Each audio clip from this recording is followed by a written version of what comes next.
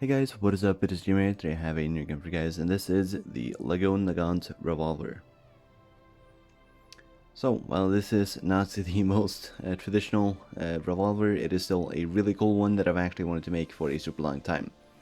I've kind of had the LDD just lying around for a super long time, waiting for me to kind of revamp and actually make this pistol.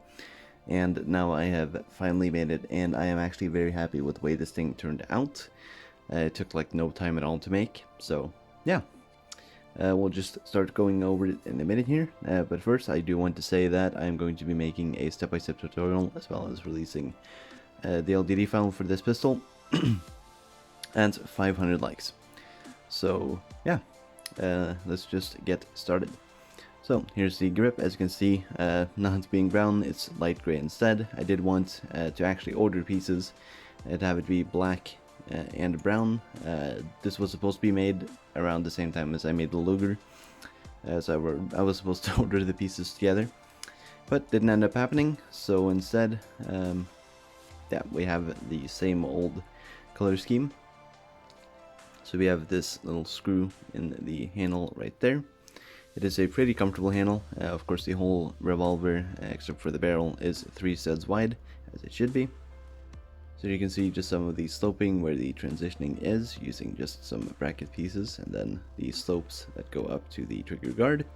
The trigger guard is nothing super special, it's just a couple of slope pieces and some plates holding it together. We have the hammer action, which does work the same way as my flare gun. So when you pull back the hammer, the trigger extends out. So when you pull the trigger, the hammer goes up.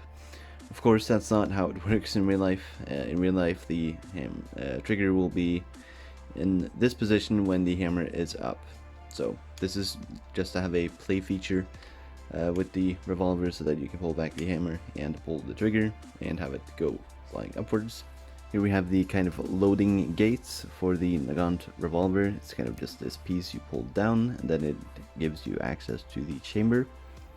You're supposed to be able to pull out a pin here and then swivel out a kind of stick, I guess you could say, that you can use to poke out the empty cartridges from the cylinder. But sadly that was not possible to do with Lego, because there's one pin holding the whole cylinder together right in there, so it's holding it all the way through there.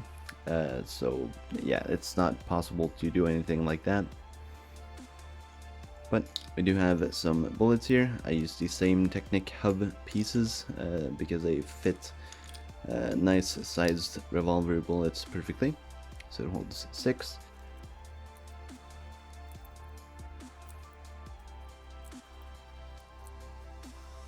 And there we go. Now we have all the bullets loaded in. We can just lift up the loading gate, and just like that, you are loaded and ready to fire.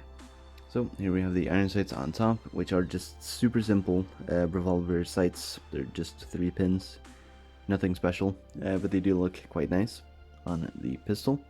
Here we have the barrel, which can kind of swivel around because of the way I had to attach it, because there's no 1x2 cross-axle piece that would actually fit in a 3 stud wide place. So it does hold in enough, at least. One thing that is worth mentioning about the barrel on this thing is that the end is actually threaded in real life. So that of course means that you can actually put a suppressor. So one thing that is worth to mention about the barrel on this revolver is that the barrel is threaded, so you can attach a suppressor. And well, in Lego it looks a little bit goofy, especially with this, because I usually use these parts for my suppressor. That is what it looks like suppressed in Lego form. It's not the most stable thing in the world, but you get the picture. So yeah, that is pretty much it. Pretty simple revolver. Let's get to 500 likes, and then I can put out a step-by-step tutorial and a LDD file for you guys. So yeah, thanks for watching, and I'll see you guys. Goodbye.